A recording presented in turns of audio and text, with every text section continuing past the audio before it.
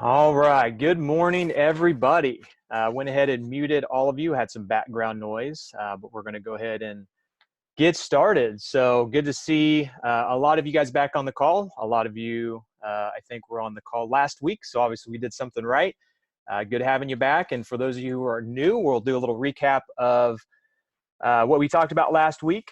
And we are going to jump into a lot of different things. So this is going to be very interactive. If you guys want to unmute yourselves at any time and be a part of the conversation, please do so. Otherwise, you are muted right now. So this is the second call we've done.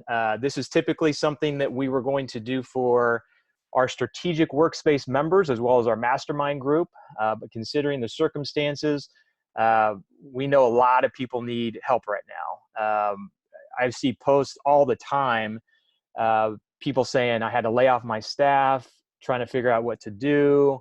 And that's just the business community. So not to mention the overall community that are getting laid off and need help as well. And we're going to try and figure out how to help those people too. In fact, I found out yesterday that a lot of people in my family got laid off. We had a group text yesterday that had talked to quite a few of them, and a lot of my family's getting laid off. It's just, I think everybody is being affected by this. So this is the time that we get together and kind of help each other and be a part of something greater than what we've been doing on our own. And this gives us a really good opportunity to deepen relationships and really understand what's important. There's going to be a lot of things we're going to share on the call later today. I'm going to open it up to you guys for questions and conversation. That's one of the things I love about doing these, is that you get a lot of different perspectives from different people. You guys are going to be able to share some things that you're doing in your business, what you're seeing, and hopefully we'll be able to learn from each other and really come together in this crazy time. We get together, next week or the week after, a month from now, things are going to change. Things are changing every single day. All of the, government stuff that's coming out, all the stimulus packages, the SBA programs that are coming out, which we're going to open that up to Sarah with the SBA later to talk about the SBA programs that are available. I mean, everything's changing. So it's really good to kind of get up to date on what's going on. Not necessarily just from social media or just from the news, but from entrepreneurs like yourselves that are in the trenches every day and seeing what's going on. And we can really navigate with each other to make sure that we come through this unscathed. The huge opportunity that we're going to have is that for those of you who make key decisions that get through this, there's going to be so many opportunities. And as I have more conversations with more business owners, I'm just seeing more and more opportunities. A lot of businesses are going to go under. A lot of your competition is going to not be here tomorrow. So those are customers that you could potentially gain. There are employees that you maybe couldn't afford before that were working for someone else that will no longer have a job that you can find and hire.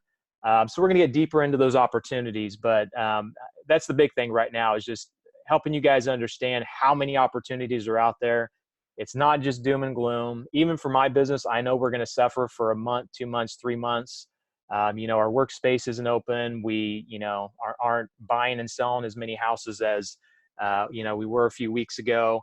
So, I'm in it with you guys too. But I know that in the 20 years I've been in business, that every time I've had a downturn, I've had, not just in the economy, but in my business in general, every time I've worked through it, made key decisions, I've come out stronger on the other end. And there's a lot of good that's going to come out of what is happening right now. It seems like a lot of people are coming together to help each other, that, relationships we're having and conversations like this that we're having, we wouldn't have normally had, had we just been normally open. So just a lot of great things going on. I want to share what we're doing. I like for you guys to share what you're doing to help the rest of the group and just have some really good conversations. So just a little bit of housekeeping real quick. Like I said, later today, we're going to open it up to Sarah Haymaker with the SBA. She was on the call last time, answered a few questions, and there's been a lot that has happened in the last week. So there's going to be some new things that she'll be able to share, and I'll share some things that I've heard, and she can clarify as well. Chrissy Robin, last week, we had a really good marketing conversation. And I think that's something that we really want to do more for the community, is to figure out or kind of portray to people that don't turn your marketing off. You need to adjust. You need to be smarter. That's one of the biggest mistakes that entrepreneurs make, is they turn off their marketing. That's what's driving their business. For restaurants and things like that, totally understand probably, changing your message or downing your marketing a little bit just because of what's going on there. But what I'm getting to is we're going to, next week on Friday, we're doing this every Friday for the next few weeks. We're going to have Chrissy Robin and potentially her business partner, Marisa, come on the call and answer some marketing questions, and have that as kind of our key topic for next week. And then we also have a speed networking event we're doing next week to even further engage people. And I'm going to put that link in the chat bar. So if you guys want to sign up for that Tuesday of next week, we will have that as well. So we're just trying to do as much as we can to bring the community together, especially since a lot of you guys can't get out to events and network like you want to. So we're looking forward to providing as much value to you virtually as we can. We are going to record this video. We are going to post it to our website and may distribute it to other places. So if you stay on the call, you do give us permission to do that. A lot of people need what we're talking about today. So again, we want to share that with the community, and just want to make you aware of that, just in case there's any conversations that you want a little more private and not share. Let's see. If you have video availability, I'd love for you guys to turn your video on. That makes the interaction so much better. If you're not a place to do that, or you're driving or walking around or something like that, that's fine. But if you guys could put your video on if possible, that'd be awesome. It really helps the interaction. And what else? I think that's it. Let's get her started. So I'm going to recap what we talked about last week, just very quickly, for those of you who weren't on the call. And then I had a really good conversation with some really good real estate professionals. I've done masterminds for real estate in the past. So I had my old mastermind group that we used to get together, and some additional people that I know that are doing some high level stuff in real estate. Had a 2-hour conversation with them yesterday. These are guys that, paid over $10,000 to be in a group. Some paid $20,000 in a group that I was a part of before. So this is like high level conversations I had with these guys that are doing a lot of things, that have multiple businesses. So I'm going to share some key things that they shared about the market and what they think is going to happen. Obviously it could change tomorrow, but there's some really good information shared that I'd like to present to you guys. And then we'll open it up for Q&A and conversation, which is where a lot of the magic happens. So last week we talked about 5 different things, or at least I talked about 5 different things I'm going to touch on, and then we'll get into some new things. But the 5 things I shared last week were, first of all, cutting what is necessary. That's pretty obvious. We talked about, or I talked just a little bit about marketing earlier. You got to be smart with what you cut.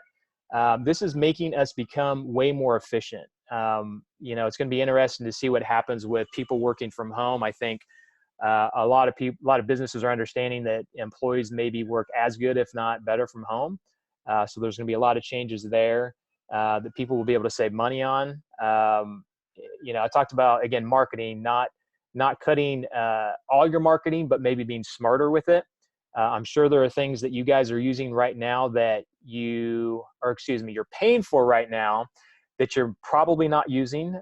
We cut hundreds of dollars, if not thousands of dollars, off of our bottom line, or off of our expenses, just by looking at some of the things that we realized weren't benefiting us. So there's some opportunity there to get really lean and cut what's not necessary. The second thing is just contacting any creditors you have to see if you can get better interest rates, seeing if they're able to defer payments for you. I know a lot of landlords right now, like us, are either deferring payments for tenants or offering discounts for people that are willing to pay in advance. So reaching out to people that not only you owe money to, but maybe owe you money, We had many different banks say they are willing to defer interest for us, to forego payments for a while, because we know that tenants, a lot of tenants aren't going to pay next month. It is what it is. And so we did a lot of work reaching out to our creditors and banks, and not only getting deferred interest, but also figuring out if they can lower our interest rates, because interest rates have gone down. So that's one of the big opportunities that we've seen, is that we're going to save, after this is all over, thousands and thousands of dollars in interest because we've been able to lower our interest on our loans. This is a great opportunity right now. So the third thing is to stay in touch with your customers. The call I had yesterday, a lot of them were real estate investors, and this gives them the time and the opportunity to go back through their old list of sellers and go back and follow up with them. So not only staying in touch with your current customers, which is really important, but also going back to potential customers that maybe you had conversations with a month ago, 2 months ago, 6 months ago. They may not be ready to do something right now, but it's a really good time to have a conversation with them. And if they're in a situation and you have something you can provide to them, that now they're in a situation they need you, whereas maybe a month to 6 months ago they didn't, because of all this that has come about recently, that may be a customer you can grab, or a customer you can at least touch and potentially convert as a customer down the road. So stay in touch with your customers, not only current customers, but potential customers. Number 4, figure out what you can add on. Just like we're doing here, I'm adding on virtual events. When we started the co-working space, so for those of you who know, we opened up Strategic Workspace, which is a co-working space. We converted the Davis Moore dealership on East Kellogg, near Kellogg and Oliver, into co-working space. And what we were going to do is put a lot of events on to really build a community. And because of the change and the shift in what's going on right now, we're doing a lot of stuff virtually. So think about what you guys can add on, what you guys can do differently to get your businesses in front of people. And even when this is over, we're still going to do virtual stuff. So, had this not happen, we may not be as virtual as we are right now, and as we will be in the future.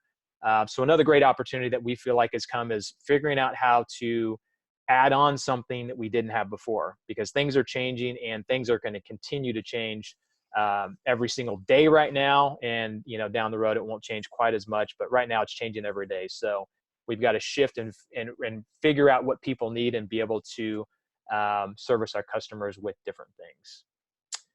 And then 5, I've kind of already talked about it, just opportunities. What opportunities are going to be available once this is all over? There are going to be businesses that, that go under. There may be some great operators that could not operate their business that you can bring on board for, a good price. These are business owners that did things at a high level, and because of things out of their control, could not sustain. And they need somewhere to go until they build back up. Or maybe, you hire them, and they could potentially be with you for a long time and help you build your business, and help build maybe other businesses that you create.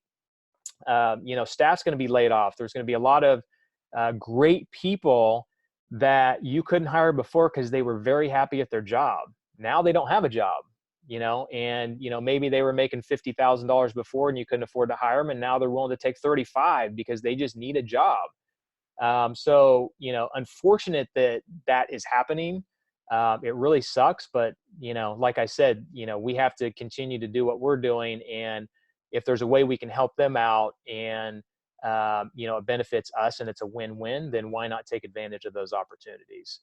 So I'm looking forward to hearing what you guys have to say here in a little bit on what you're seeing in your business and the opportunities you guys are creating out of it. Also, I'll mention Ed Fox is on the call here. Trade Bank. I see that there's a little more interaction in the 316 networking group about Trade Bank. So for those of you who don't know what Trade Bank is, it's a great barter system to where you can basically trade services with other business owners. So for those of you who really want to tighten down on your budget, if there's other people in Trade Bank that you want to do business with, or even just not give your services to, but get trade bank dollars for your services. You can use those to use for other services that are in trade bank. So it's a way for you to basically take what you're doing already, get free money to be able to use for other services. So if you guys need that resource, just hit me up and I'll hook you up with Ed. That's a great resource that we just started using recently and has been great. So those are the 5 things from last call. So I just wanted to recap those to reiterate to you guys some of those things we talked about last week.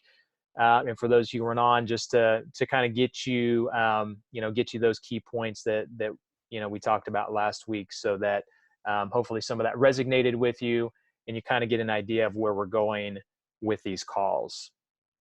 So again, yesterday had a 2-hour conversation with, there were about 10, I think there were 11 of us actually on the call.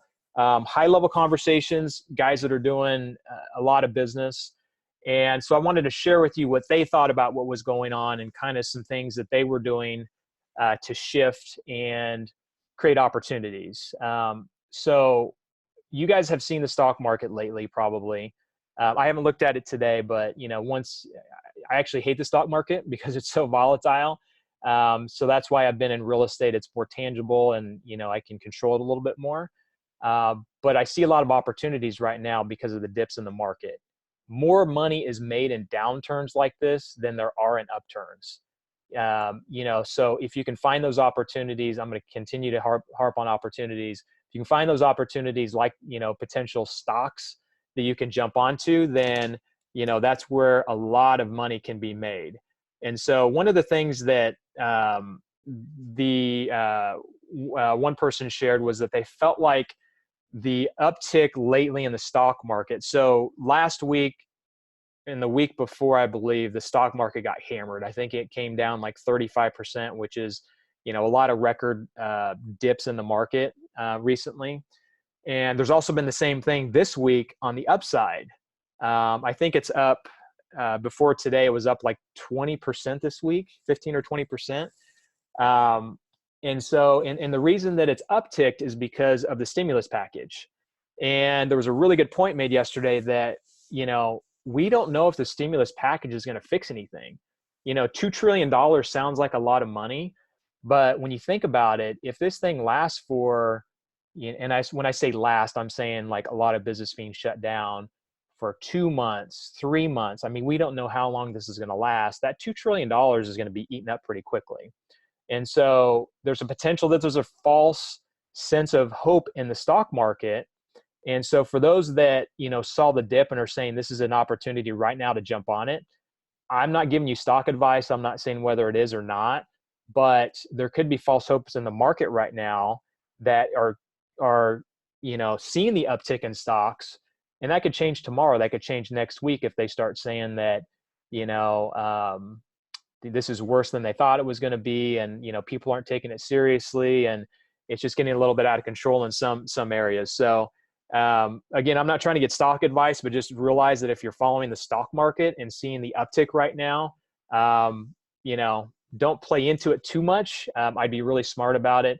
I know for me and a lot of the people that I talked to on the call yesterday, we're acting very smart on opportunities right now and picking things that we feel like are good risks. But there are a lot of things that we're going to wait. We're going to wait a week, 2 weeks, 3 weeks to see what's going to happen to act on opportunities we normally wouldn't have, that we feel like could be more risky. I live here in San Diego. I'm a Wichitan by heart. All my businesses are in Wichita. And here in San Diego, there's still people that are offering over asking price on properties. And for me, it's like, I'm not playing in that game right now. I'm going to wait to see what kind of correction happens, because I know there's going to be a dip in the market here. In Wichita, we don't see big dips, but there are going to be other opportunities in Wichita that we've had before. So we'll act on those, obviously. But yeah, so I just wanted to share that. If you're following the stock market, don't get too caught up in it, because things are going to change. And just because that stimulus package is out there, that doesn't mean that businesses are going to be smart with the money. That doesn't mean that when people get that $1,200, I think it's $1,200 check in their hand, soon, that they're going to be smart with it. There's still going to be a lot of struggle, and it could go on for a while. Another thing that was shared was companies getting smarter. I kind of mentioned it earlier that companies are really getting smart on how to do business right now when they can't be in the office. Companies are working virtually, realizing that their people can work from home, which I feel like is really going to help our workspace because people who are now going to be working from home will want to get out every so often. So being a part of our co-working space and just getting out and having a cool community to work in, I know will help our business. There will be companies that will want to downsize or take, let's say, a staff of 10 that used to go in the office, and now maybe 3 will go in the office and 7 will work virtually. So again, that'll help our business because we have office space that'll very comfortably fit 3 people that if they want to downsize or upsize, it's really flexible. And so it's going to be really interesting how businesses do business moving forward. That is also going to shake up the real estate market tremendously, I feel like, because not only are businesses going to go out of business, but businesses that realize they don't need office space are going to get rid of their office space, which is going to create a lot of vacancies in commercial real estate, which again creates opportunity. So for those of you who may be looking to get into real estate or buy real estate, right now, or, 3 months from now or 6 months from now may not be the time, but, a year from now, if you're looking to get an office potentially, a year from now, you may be able to get some killer deals. And again, I don't know what's going to happen, but, just knowing that, there's a lot of changes, a lot of businesses are going to go out and a lot of people are going to work from home is going to create, a huge change in the real estate market. Talked a little bit about lower interest rates. That's a huge opportunity right now. Like I said, we're going to save thousands and thousands of dollars a month in interest because we own a lot of properties. And so, again, we may struggle for a few months with some parts of our business, but after we get through this, there's going to be a huge decrease in our expenses because of not, the interest rates. And of course, like I said, just doing smarter things in our business and being leaner. And I think the last thing I want to share, I guess there's a lot of repeat things I have here, is just buying businesses, opportunities that way. So I won't go further into that, but just some really good conversations. And I'm going to continue to have those conversations with business owners that are doing stuff at a high level. So I really want to share that with you each week on this call. So hopefully you guys will be on the next few calls that we do. Things are changing every day. So we'll probably, those of you who join me next week, there's going to be some different conversations. There's going to be different things that are happening. So staying abreast of what's going on is going to be huge these next few months because, again, changes and adjustments we make right now in our business are going to have a huge effect moving forward for those of us that do stay in business. And, it's going to have a huge effect, moving forward if everybody is able to move forward. So that's kind of what I want to do with the community, is help you guys navigate through this as much as possible to weather the storm. And some of you could be this close or this far away from staying in business and not being in business. So if I can be that catalyst, or this group or anybody in here can be the catalyst to keeping you where you need to be so that when this thing is over, you can take off. That's what we want to do here. So like I said, I really love interaction. I run mastermind events where each business gets opportunity to share what they're going through, and we get to talk through some struggles. We have 44 people on the call here, so we don't have time to go through everybody as much as I would love to. But I'm going to open it up now, and anybody want to share what they have going on? So there's probably 2 or 3 things you can share. What you're seeing in your industry, what decisions you're making in your business that can maybe help the community here. And then the third thing would be, I can't remember. I just totally drew a blank. I got so much on my mind right now. So again, I'm going to open it up. Again, Sarah with the SBA will get on a little bit later today and answer some questions. But if you want to, unmute yourself, introduce yourself very quickly, and just kind of give an idea of what you guys have going on. I'd love to see what you guys have to offer to help the group out. I'll say something real quickly. I wasn't going to. My name is Shelley Moore. I'm with a group called Neora, and we're an anti-aging company. My focus is on the wellness side. So a brain product makes you smarter, makes you work better, makes you think better. My background's in psychology. So that, and it has an immune component. So that's easy. But when you said, what are we seeing in our industry? I was very interested and surprised to get on a call with our leaders who gave some stats about when times are down. It's called the lipstick effect. That, like in the Depression, the sale that didn't go down was lipstick. Women still bought lipstick because they still wanted to look good and look in the mirror and see something different. So I was pleasantly surprised to see that in my industry on the skincare side, sales actually go up in these kind of times. So you're saying lipstick went up in past situations like this is what you got from that. And what are you seeing right now that's going to go up based on what you found there? Well, we have, and you know, I don't have quotes on that. That's just what was presented on our call. But we have a skincare line. And so many people were like, well, that's going to be the last thing to go right now. And the research actually shows the opposite, that skincare and caring for yourself and makeup, those sales actually go up. So guess I should fact check it before I put it into a group of 44 people, but I trust my company. No, it's all good. That's a good point. There may be some things that, and we touched on it last call as far as like, you know, don't think that because we're in a downturn and that people are struggling that they're not going to buy your product. So I'm glad you brought that up because, you know, a lot of people may say, you know what, I'm not going to reach out to my customers because they're probably struggling right now. And the fact is that those people that have money are still going to spend money. And, you know, maybe you can create customers out of people, again, that you couldn't create customers out of before. So that's a good point, Shelley. Don't think that, you know, just because you have a product that people may cut out, if they don't have money, there are going to be people that still want to look good, right? So, all right, cool. Thanks for sharing, Shelley.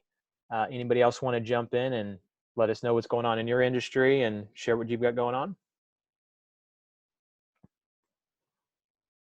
I'm a website developer, and I've been assisting a lot of my customers to craft messaging, email marketing messaging, and things like that to send out to their customers, as well as announcements and messaging and COVID-19 FAQs on their website, and promoting the idea that you are there as well, Tony, of staying in close touch with their customers.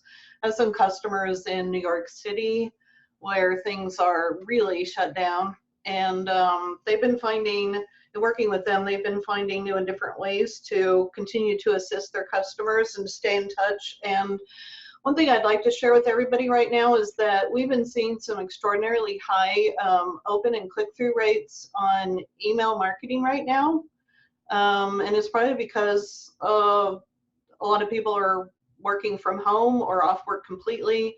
Their attention is, you know, their eyeballs are available to look at the messaging that you send out. So I'd highly encourage people to do what you said, Tony, and stay in touch with their customers. People are opening those emails. I've seen rates as high as 49% when the average industry rating is around 20 to 21%. So that's more than double on the open rate. So this is just one of those things that you can use to your advantage right now. Yeah, I totally agree with that. So you guys probably seen our commercial professional home buyers. We've been running that commercial for, I think, 8 years now or so. And my representative said that there's a 30 to 40% uptick in viewership with TV. So right now is a great opportunity that, you know, we're spending the same money on TV, but we are getting a lot more eyeballs on our commercials. So we actually increased our commercials. We actually kept the commercials we have now, and we added some different commercials on because people are at home watching TV right now. And same thing probably with Facebook and Instagram. There's probably more people on right now than there were a month ago. So you could spend the same amount of money and reach more people right now. So yep. Very good, Holly. I like it. Hey, Tony. Mark Shook Insurance and Financial. I just wanted to echo those sentiments too. If you're not reaching out to your customers right now, you're missing the boat big time. We've actually called, or we're in the middle of calling. We're about 75% of the way through, just calling and checking on every single one of them. Actually just doing a wellness check. Hey, how are you? How's your family? Is there anything you need? And those have been received really, really well. So I think we're poising ourselves to come out the other side really, really well on this.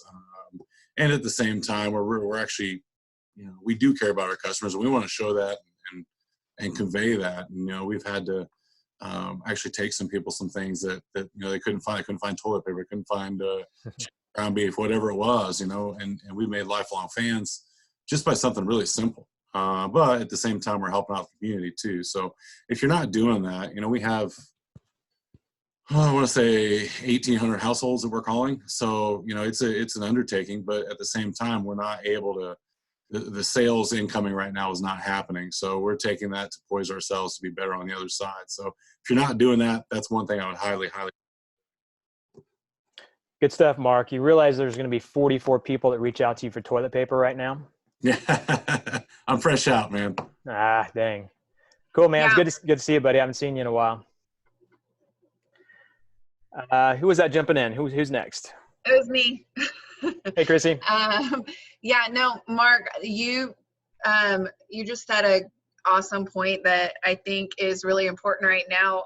And also that focus on advertising and reaching out, that some of it may not be right now to necessarily gain those customers right in this moment, but when we come out that other side, which is fantastic.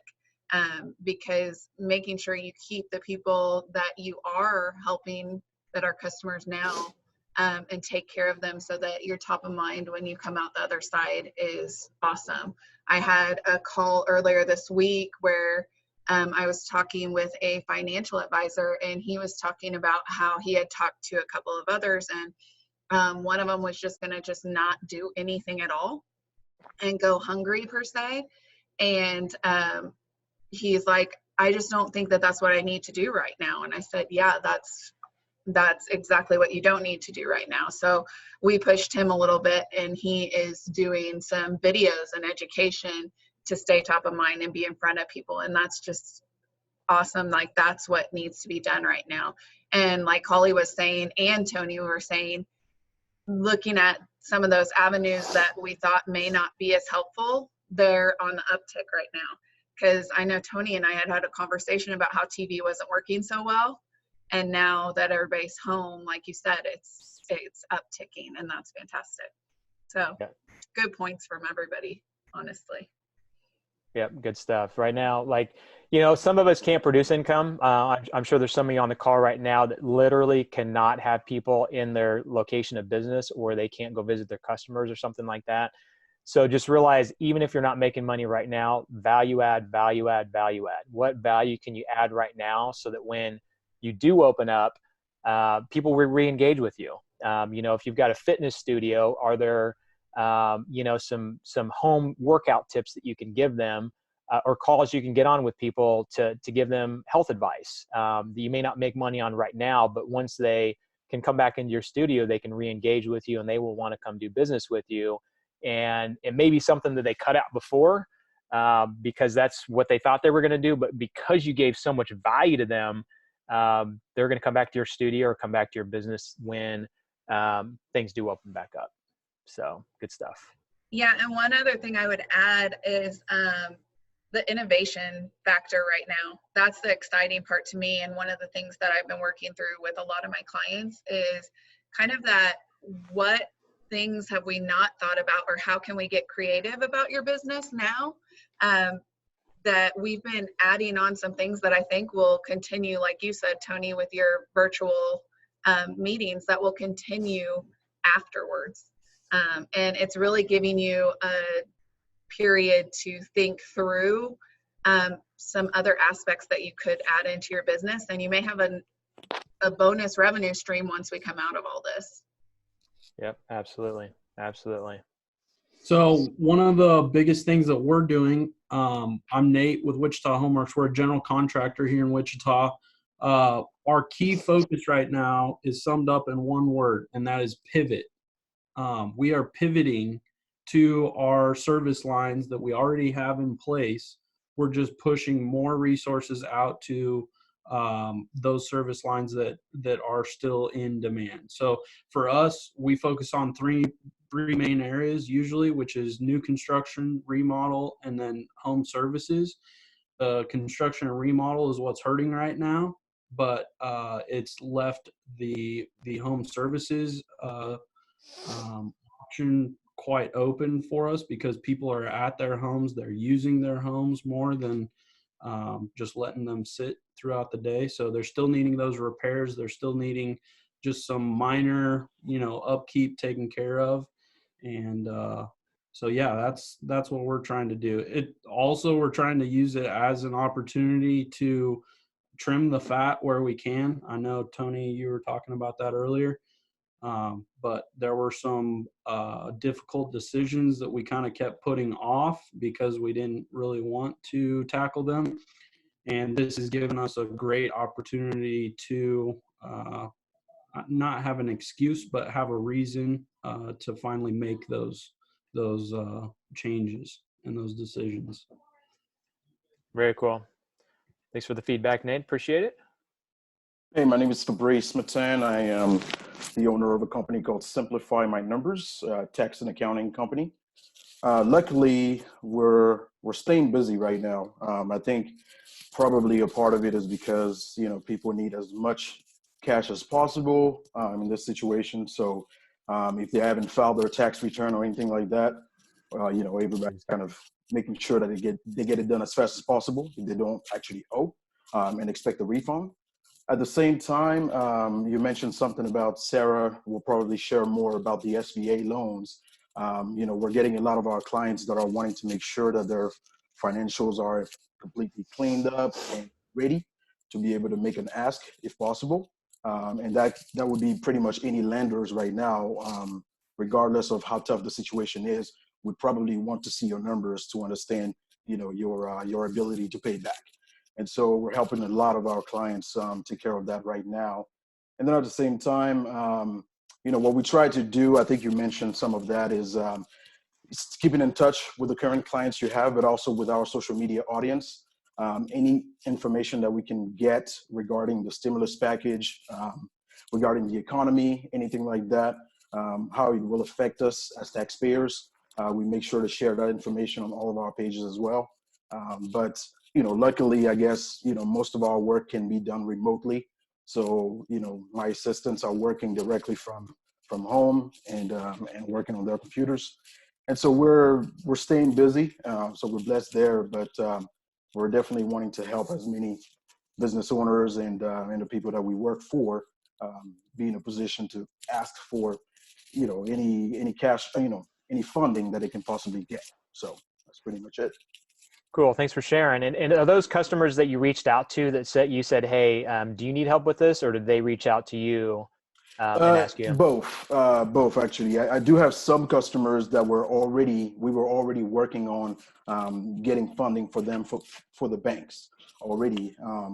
But then in this situation, once they hear about the SBA loan with much better interest rates and things like that, obviously people came to us and asked that question. So obviously, we, now that we're doing that, we're also reaching out to the other customers that we have to see how we can help. So very cool. Awesome. Who would else like to share? Yeah, I would if that's cool. Hey, Edward Fox here with Trade Bank and 316 Networking. A couple of things that are going on. We've been seeing some action. A lot of you are already on 316 Networking, but the guys from KGPT are offering 200 30-second commercials for free. I'm going to paste that in the chat section here. And I've included his email address. If you want to reach out to him and you have the video ready to go, he will run 200 30-second commercials for you, which I think is a pretty cool deal for them to do. As always, 316 Networking is open, and you can reach out there. We have a community now of over 1,100 people that are predominantly all within the Wichita metro area. So it's a great resource if you need something or if you're looking for something. Try and use those guys for your work. One of the things, the biggest uptick that we've seen, with 316, and we'd started doing it actually when we launched back in February. Started doing some virtual one-on-one meetings, or trying to take them offline. Obviously, taking them offline right now isn't going to work, but the uptick in doing virtual one-on-ones, with the focus not being on trying to push or sell your product or service, but by building that relationship so that when they are ready for your product or service, they know where to come. So I would highly recommend looking at, when you have a time in your day, to pick out someone on 316 Networking and see if they have time to do a virtual one-on-one. Helps you build the relationships on both sides. When it comes to a trade bank perspective, barter is excellent in any times of trouble or strife. And so we're seeing an uptick in transactions just because everybody wants to hold on to their cash. Nobody wants to spend their cash. And so we've had a lot of interest on our website, a lot of people filling out a form and wanting to join Trade Bank or find out more about it. The biggest thing to remember with barter is it's bartering what you have to get what you need or want without spending your cash. So saving your money for the things that you really need to conserve that cash for, and then utilizing some goods or services that you have. Think about all the restaurants right now that have a ton of food stock that they can't do anything with. If they can convert that into a currency that they can use to keep up their pest control and do their cleanings and other services that they need, and also providing some on the personal level, barter could be a good fit for them. And there's two great companies here in Wichita that are offering barter services, Trade Bank and IMS. They're both quality companies. And I've been a member of both, and then I ended up buying Trade Bank. So if anybody's got any questions on how to utilize barter better, feel free to hit me up. Doesn't necessarily have to be on the Trade Bank network. I can teach you about barter regardless. Anyway, that's it, Tony. Cool. Thanks, Ed. I appreciate it. Ed is actually in Strategic Workspace, and we signed up for Trade Bank, and so we are taking trade dollars for the workspace. We have private offices. We have dedicated desks out in the open, and we have co-working memberships that you can just come and go as you want and just kind of use the common areas of our space. So if you guys are interested in that, reach out to me. And once we open back up, if you're an essential business and want to office now, we do have it open. We have 17,000 square feet. So we're, you can be more than 6 feet apart from each other for sure, and take advantage of that if you need to. So cool. Thanks, Ed. Well, I just have to say on that point, Strategic Workspace has been a blessing for us.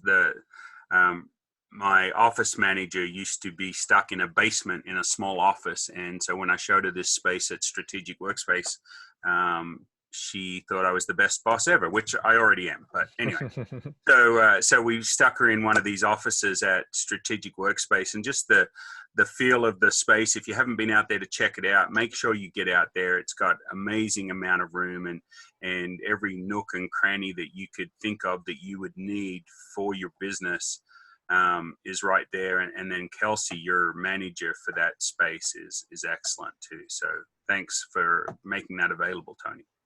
Cool. Thanks for the words, Ed. I appreciate it. You've been great for our space too, and the relationship we've been able to create, and we've been able to collaborate on some things, and looking forward to what we do together in the future. And so, yeah, you guys can check out the space, and we'll have some events there in person once we can do that. So, all right, cool. Who else would like to give some perspective? Yeah, David Thorne here. We're Legacy Book and SimBlocks, focused on InsurTech and a little bit of wealth management as well. What we're seeing nationally in our space is a lot of freezing of CapEx and OpEx on the wealth management side, as you can imagine. On the insurance side, we're seeing a lot of extra money flow into marketing. If you do any searches for any type of insurance, just expect social media to help you out with a few more directions to get you applying for insurance. Fabrice knows what I'm talking about. You do the searches too, don't you? A lot of what the other money is going into is straight up KYC. So some of what Mark mentioned, it's know your client, know your client, know your client. So that's what we're encouraging people to do here, is get to know your clients better. Cool. Awesome. Thanks for sharing that, David.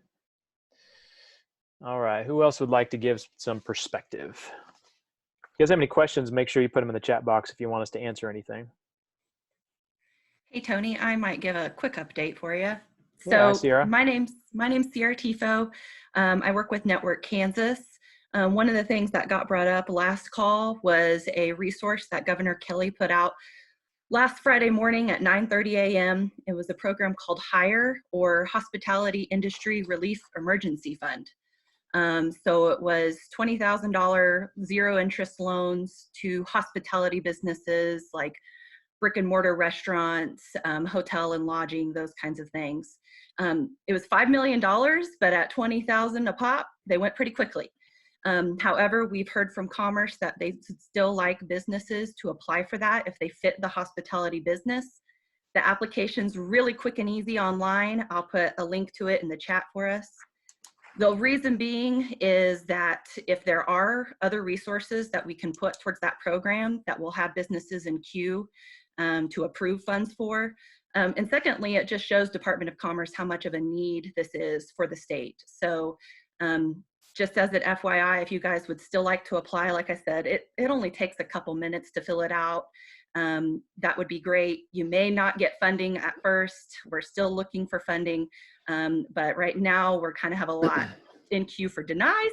But if you could apply for that or put that on your radar if you're a hospitality business, that'd be great for us. And I don't want to steal any thunder from Sarah about the SBA, but that's kind of where we're pointing people to next. So we'll have her give an update on that, which would be really helpful. But if you have a hospitality business, please apply. Awesome. Thanks, Sierra, for that plug. I didn't realize you guys were looking for extra funding for that, so that's phenomenal. Even if you guys don't need it, maybe I shouldn't say this, but maybe if you guys don't even need it, interest-free money to pay off some other debts. I don't know if that's something you can do, but I'm sure that's something you can look at. So good segue into SBA loans.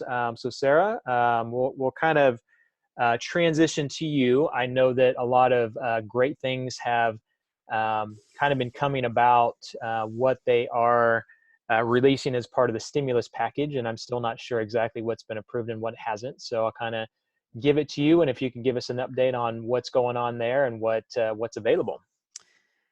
Thank you. So nothing has been approved yet. So we don't have any official guidance. We know as much as what anybody else does that can read in the bill. I do have an all hands call at 3:15 today, and I assume that's what it's going to be about. I will tell you that all of our policy writers and our communications staff are on total lockdown right now, finishing up our guidelines and our procedures for what is coming based on what the House is going to vote on. I think it's today. Hopefully they vote on it today. So we're trying to get ourselves positioned to be absolutely ready. So I can talk to you first about what we do have right now, and then I can tell you what I know about what I think I know about what's coming. So what we've got right now are the economic injury disaster loans. So what we were waiting on last we spoke, I believe.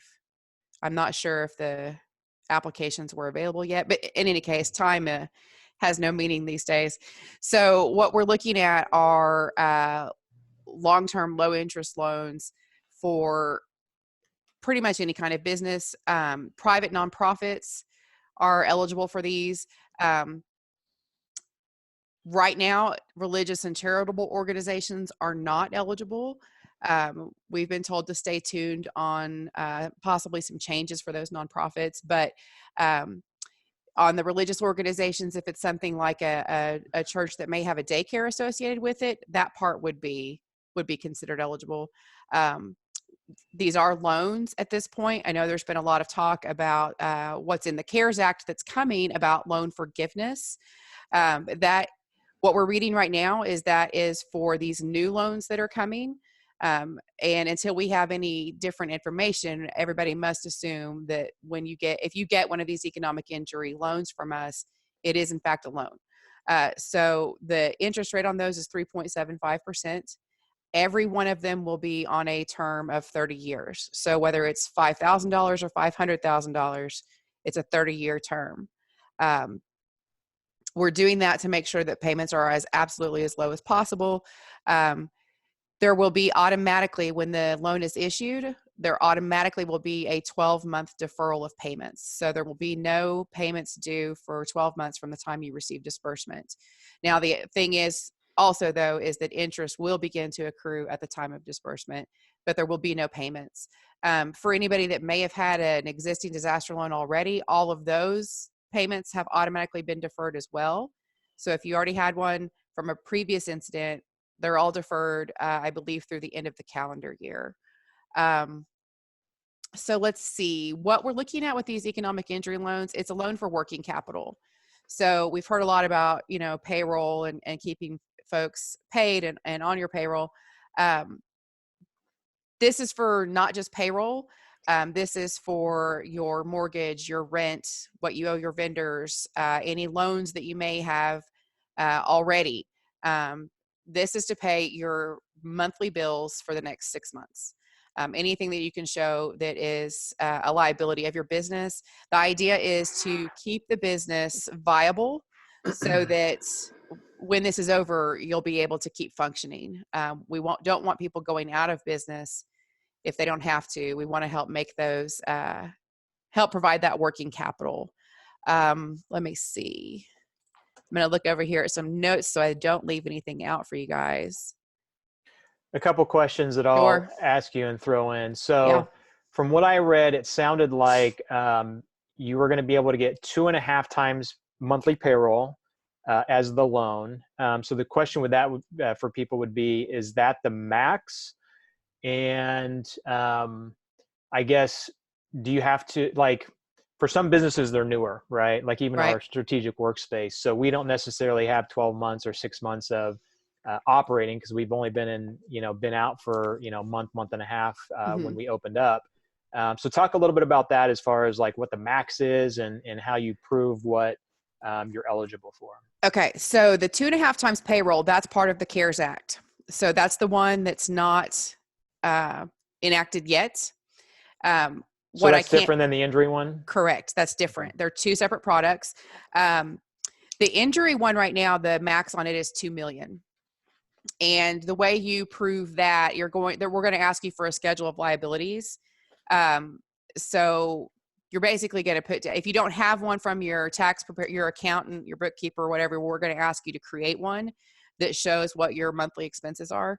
When the loans get over about $200,000, then we're going to ask for more documentation. And that could include things like your monthly sales figures. And what we're looking at is 2019.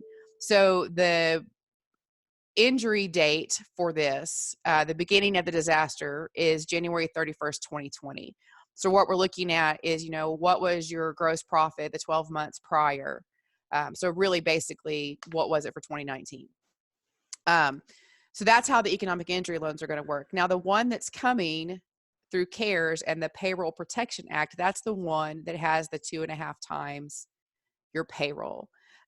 So where we've had a lot of confusion and questions is that there's, and of course, and this too, please believe that none of this is official and could change at any moment.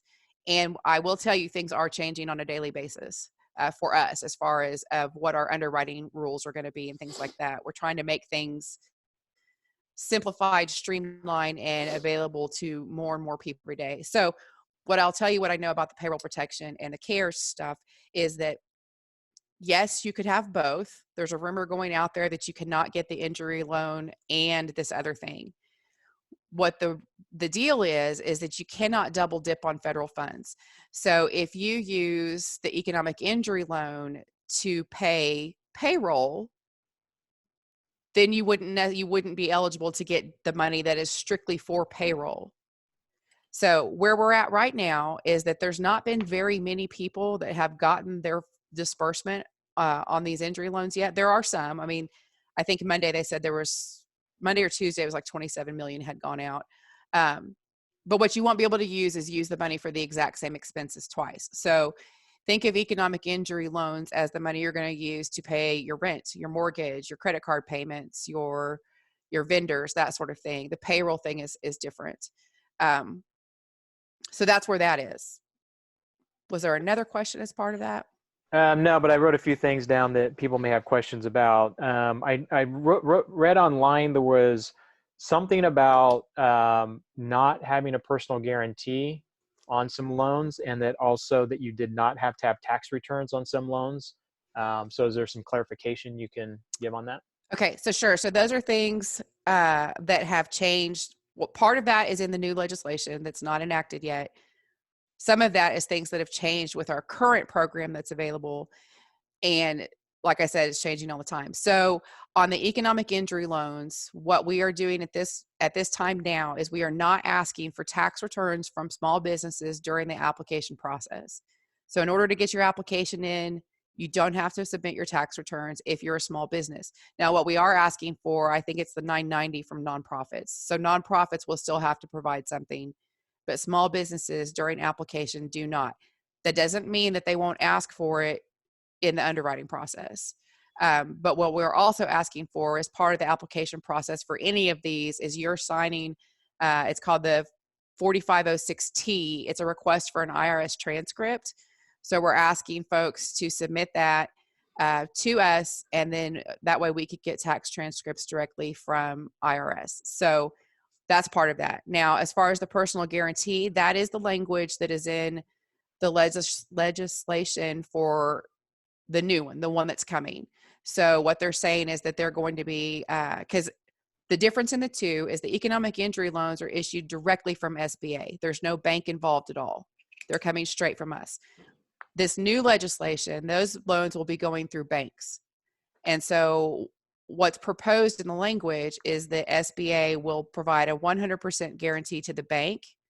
They will be waiving fees, and that there will not be a personal guarantee required. So that's what's proposed. It could change, but Right. that's what there is right now. So that's the difference in the two. Now, I will tell you that we did also make another change in the economic injury loan that's currently available. We will not be taking any collateral on real estate or personal residences. So while we're still asking for a personal guarantee on those, we're not going to take collateral that isn't associated with the business, if that makes sense. So no personal residence collateral. We also will not turn down a loan simply because there isn't collateral available. Yeah, so that's a huge change right there. Yeah, and that's what I'm saying. It's changing up really daily. Right. So I guess just to recap, the two different types of loans that I'm hearing is the injury loan, which has been available before. There's just some changes to it. Correct. That you go directly to the SBA.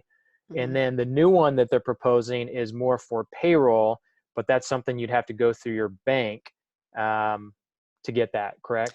Payroll is part of it. There's other things in that package beyond payroll. There are other, because there are, one of the things that they're talking about is increasing the borrowing limit. So currently you're limited to 5 million.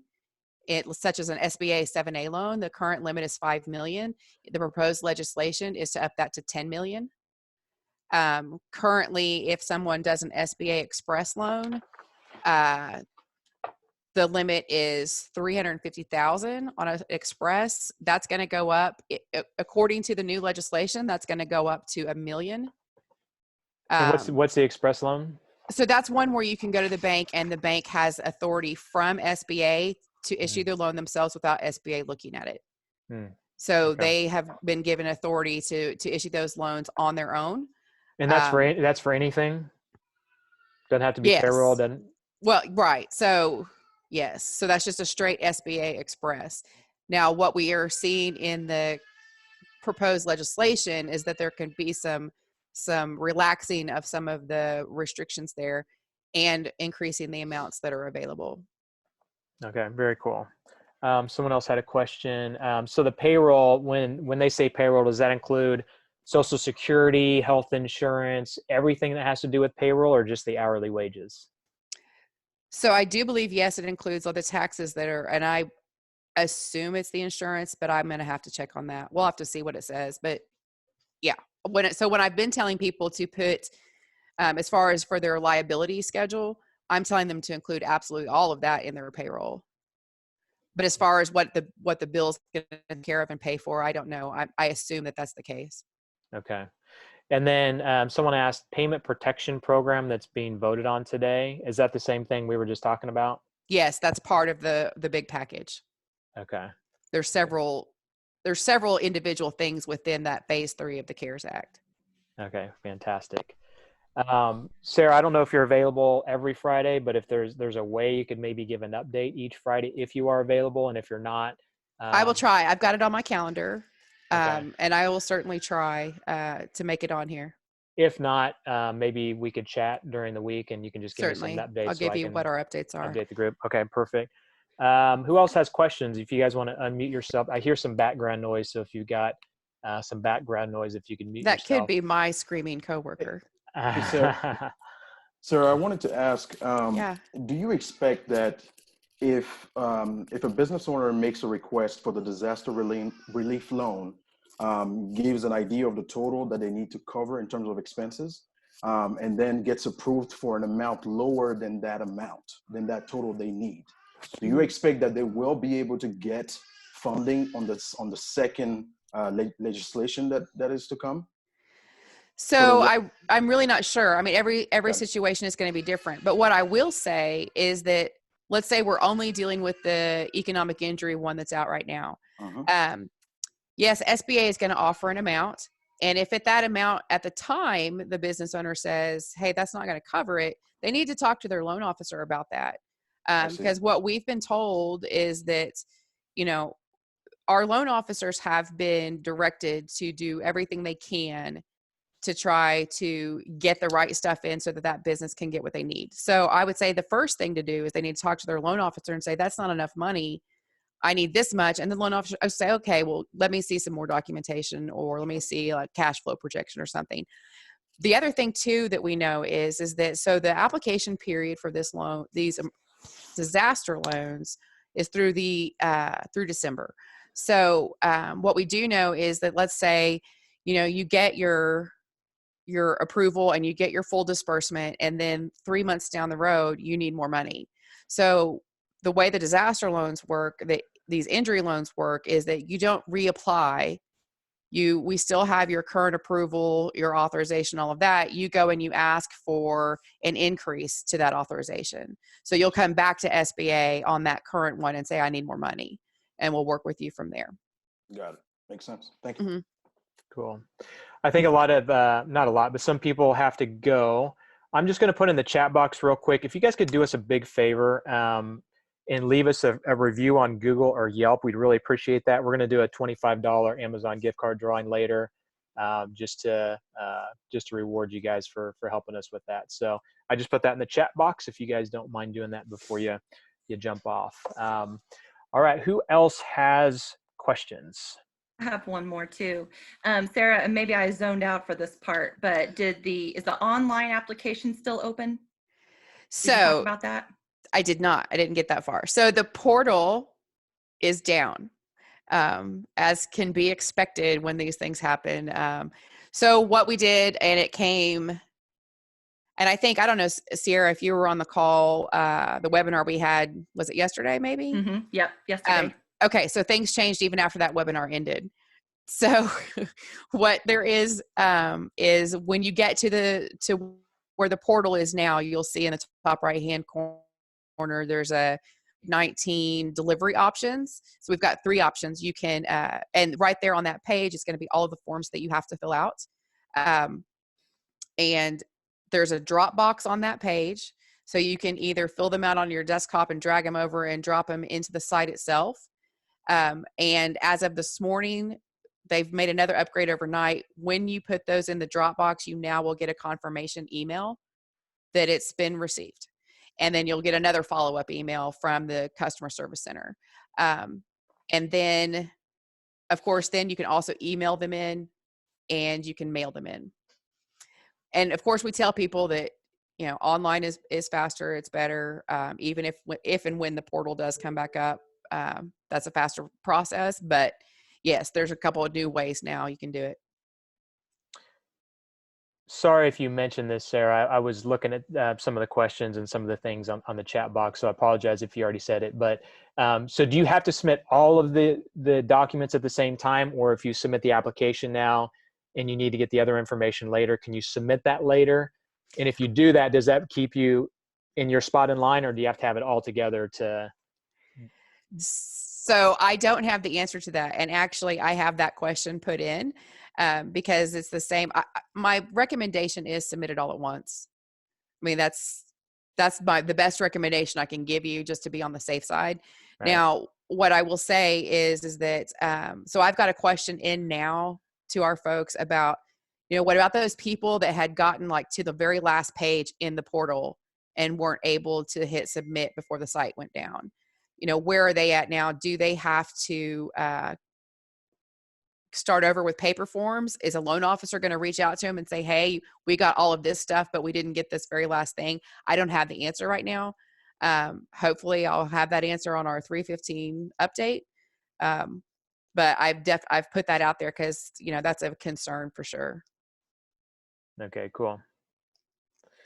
All right, sweet. What other questions you guys have? Sarah, Cole Cockburn with Splash Aqua Park. Can you guys hear me all right? Yes. Yeah, I just wanted to touch base with you. Obviously, I'm an entertainment attraction.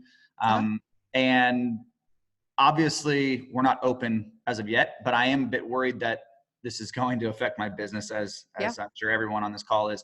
Higher as well as SBA loan, the SBA loans that is happening. Would you say go ahead and start applying now, or is that something Absolutely.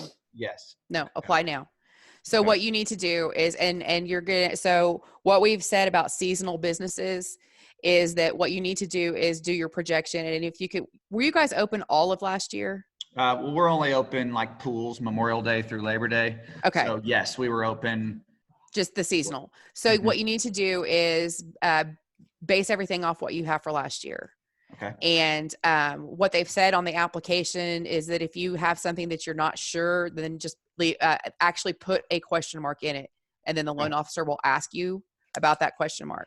So, but what we're telling seasonal folks is do your best off of what you had last year to what what your expected loss in revenues is, and then what it would be costing you if you could be open. And the thing is, apply now because you might need it. Yeah. Midsummer, if things change in July, you might need that money. And again, you don't have to take it right when they offer it to you, but get your place in line. Okay. Get that approval in place so that it's there when you need it. Thank you very much. I'll get to your question, Nate, here in a second. But one question that I thought of, you said loan officer. So if you submit something on SBA, do you get a loan officer from SBA? Or are you talking about the one you go through? Okay. No, you will get one from SBA. Okay, cool. Nate asked if you have an existing SBA loan, not a disaster loan in place, will it affect eligibility? Also, could you use the disaster loan to refinance an existing SBA loan? Good question. So you cannot use the disaster loan to refinance existing debt. All you can use it for is to make payments on debt. There's a little bit of question. There's some argument a little bit about whether you can use it to pay SBA debt. So like if you could use the idle proceeds to pay the SBA note, the answer I saw is yes, but there's still a little bit of question about that. But at the same time, that lender that you have that note with knows that they can just right now defer any you can defer payments on any existing SBA debt for 6 months right now. No questions asked. They can do that. So, but no, you cannot use the injury funds to restructure or refinance existing debt. Can I ask you one? I'm just curious. Yeah. I'm not trying to find the loophole, but how do they track that? On what you used it for? Yeah. Loophole. No, I'm just kidding. Good question. Well, right. So I will tell you that I'm just curious. I know, and I'm curious too. So, I will tell you that with the last or the first stimulus bill that came through, the one that I can't remember what it was called, but the first one, part of that money that came to SBA was for a new inspector general just to track all of this stuff. So how they're going to do it, I'm not sure. Yeah, not going to try and get away with something. I'm just Sure. curious No, I about get it. Yeah. Thank you. Yeah. All right, cool. Probably one or two more questions, and then we'll kind of open it up for any other just general questions or last comments if you guys want to. So any other SBA questions you guys have? And I will just say that, just to give her a shout out. So I do have one of my lender relations specialists is actually on the call listening. And it's Christy Henry, if you see her name over in the participant list. But, I've got a lender relations specialist on my team that can really, kind of get into the weeds on some of this stuff if people have specific individual questions about their situation or their finances or about their existing loans, things like that. Fantastic. Sarah, you have been a huge help and resource for this group. So I really, really, really, really appreciate your time. So at this point, I guess I'll just kind of open it up. We've got about 10 or 15 more minutes. Anybody else want to throw some things out there just to have some conversation or kind of give an update on what you guys have going on? Or are there any struggles you guys have that you just want to throw out there we can talk about? Hey, Tony, I think this will be a good question for you since you're in the real estate industry. Mm-hmm. One of my CPA colleagues mentioned something about for people that have signed a contract, say a leasing contract right now, and for some, say they just signed it, and because of this situation that is, of no, not their fault, and they're trying to get out of that contract, there's a clause, I'm guessing, called force majeure that they can mention because this is something very unique. Have you ever heard of something like that? And is this accurate? Well, we're in a very unique situation now. I have never had to experience anything like that or never heard anybody talk about something like that. What I can tell you is that the government is going to come out with something. They kind of already have come out with a couple things, such as mortgages and evictions can't be done until at least May 1st. In Sedgwick County, the courts are actually shut down until May 10th. They're only seeing court cases that are, like child abuse and criminal and stuff that's like really important. So once the court system opens up May 10th, it's going to be a floodgate of, all kinds of different stuff. So that is the first step that they took to get people to say, hey, don't, start kicking people out and, doing things like that. And I think the next thing they're going to do is figure out how to defer payments for people, whether that's, tenants and landlord or tenants can't be evicted for a certain amount of time, and then make the banks defer payments for those landlords that have tenants that can't pay, if that makes sense. Yeah. So there's going to be stuff coming out that way that the government will hopefully help institutions, which will help landlords, which will help tenants. So I can't tell specifically about that situation and what's in their contract. That's something obviously an attorney would have to look at. But I imagine that if they can't pay, they can't pay. And if the landlord tries to, can't do anything until May 1st, first of all, and then by May 1st, I'm sure that the government's going to bring something in place that says, hey, landlords, if for some reason you can't pay, let the banks know. If the banks forbear the loan until later, then maybe the government will help the banks with some capital to help them keep up as well. So, got it. Hey, Tony. Thank you. Yeah. Chris here with Real Estate Management Group, my second business. Hey, Chris. Just kind of on the line. How are you? Good. How are you? Good. So I did speak with my attorney this week there in Wichita, just trying to head off the May 1st shitstorm, that we're going to have probably. And just a heads up for landlords and property owners, if you will start being somewhat diligent in when you're hanging your 3-day notices and you are visiting with your tenants, let them know you'll go out of the way and maybe waive their late fees and do some kind of course, they owe their rent. They know they owe their monthly anyway. But if you will look like and actually be helping them in the process and you have documentation of that, Once you get to the courthouse after May 1st, the attorneys and the judges are going to look at that, and the judges are going to be more on the owners and the manager's side, because you've gone out of your way to do your due diligence to help the tenants out. Yeah, that's a good point. That's a good point. Yeah. And the tenants will appreciate that too. You know, if you're trying to work with them rather than trying to stick them with fees and things like that, that's definitely going to help their morale. Also offer to take, say, partial payments. If their hours have been cut and their wages and whatever, take a payment the first of the month and in the middle of the month or whatever. But any kind of extra effort you're making to work with the tenant before you're getting ready to evict them is going to play on your owner manager side. Mm-hmm.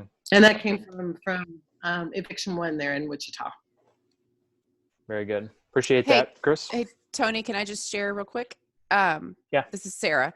So for those of you that do own rental properties, you will be eligible for our economic injury loans. We ordinarily, rental property owners are not eligible for SBA products, but in this case, you're going to be eligible based on those lost rents. So if this, continues and you are losing rents, you will be eligible to apply for economic injury based on that lost rent.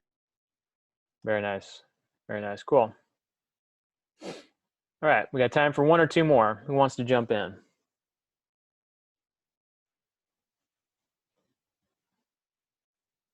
Tony, I can jump in for a second. Chrissy with Hex Code Designs, Tony talked a little bit about how we provide advertising and marketing help. We're doing free calls to kind of talk about your messaging for COVID. I have ran into a couple of people who just were struggling. One of them actually did a COVID flash sale, which was a very, very bad idea. So any small businesses or anybody in here that wants to reach out to us and give us a call, I'll put my email address in the notes over here, the group chat, and they can reach out, and we'd love to talk through your messaging, kind of give you some free advice and help you there. So just reaching out, I want to make sure that we can help anybody that needs it. Yeah, and Chrissy will be on the call next Friday, so if you guys want to do it in the group, that's cool too. There was something else I was going to share. If you guys signed up. Hi, can I jump in real quick? Go for it, Kelsey. Hey, so I'm Kelsey. I'm the community manager at Strategic Workspace. And, we started doing these calls last week, and we've just had such an overwhelmingly positive response. I had Kelsey Parker from the Girl Scouts of the Kansas Heartland reach out to me with some concerns that the nonprofit community has currently. And she was on the call earlier today, but she had to jump off. And so I'm going to pose a question to the rest of you that are on the call for her. She is wondering if, as small business owners, if anybody is still keeping nonprofits in mind when it comes to corporate sponsorships. And so I would just kind of be interested to hear your thoughts on that. But then also, if you happen to know anybody in the nonprofit sector who could use support similar to what we're doing here, we are putting together a call for the leaders of the nonprofit community here in Wichita, so that they can come together and provide each other with the same type of support and resources that you guys have all been doing here. So curious to see what you guys feel about still supporting nonprofits during this time. And then also, if you guys can help connect us to people who could benefit from that call, that would just be wonderful. And thank you all for showing up to this call. And I hope to keep seeing you at week after week. So cool. So any feedback you guys have about nonprofits?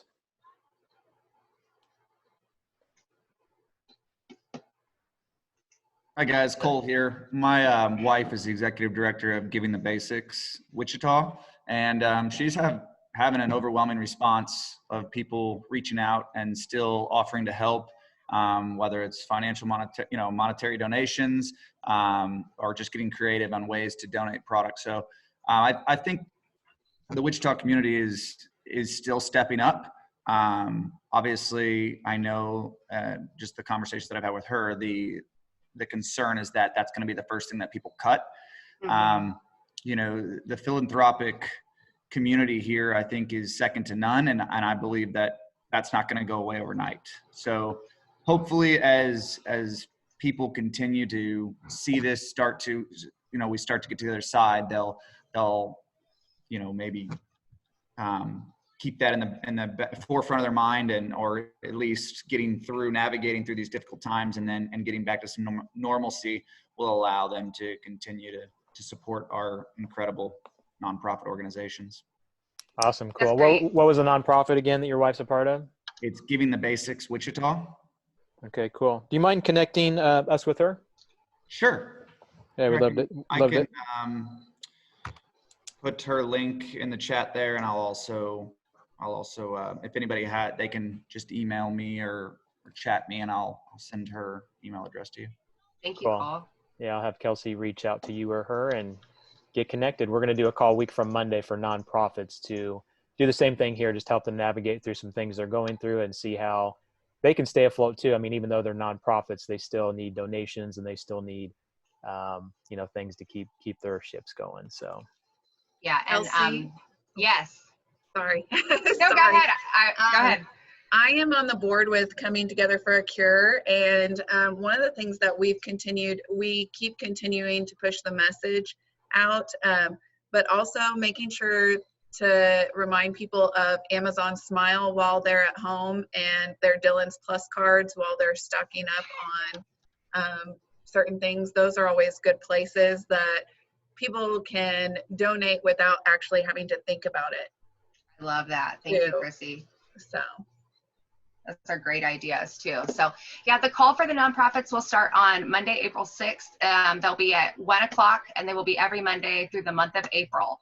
So, you know, Chrissy, you might want to jump on those too. I'm sure you could lend some valuable resources to those groups, or to those leaders of that group. And I think we can do a lot for the Wichita community, not just nonprofits. So I'm excited. Cool.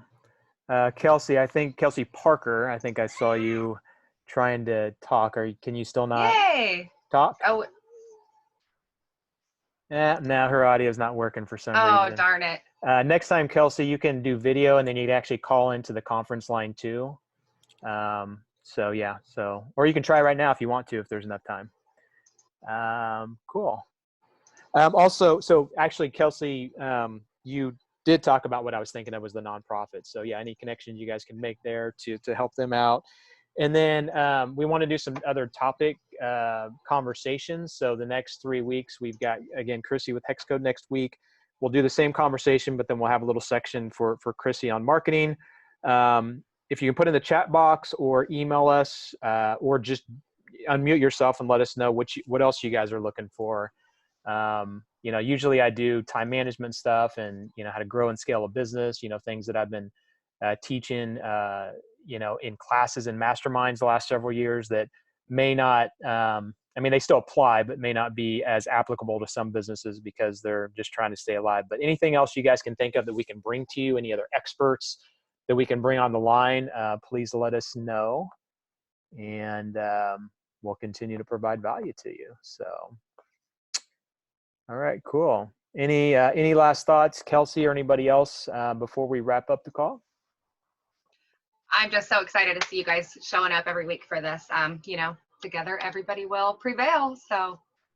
Yep, you guys are amazing. If you guys register for this call, as of now, you're registered for next call, and I sent a calendar invite to you guys as well, so it's on your calendar, hopefully. There's a possibility we may have too many registrations. If we do that, then we may have to cancel that out and send out a new link or registration. So just keep a lookout for that. But either way, I'll update the calendar invite and make sure that you guys are up to date on things. So hope to see you guys next week on Friday, and also at the, if you guys want to come to the Speed Networking event, everybody will get about a minute or so just to talk about their business, and hopefully there's someone on there that can help you with your business or some kind of relationship you guys can create there. So again, we look forward to providing as much value to you guys as possible as we can. Reach out if you guys need anything. Otherwise, we'll hopefully see you next week on one of the calls. Have a fantastic week. Thank you. Thanks, guys.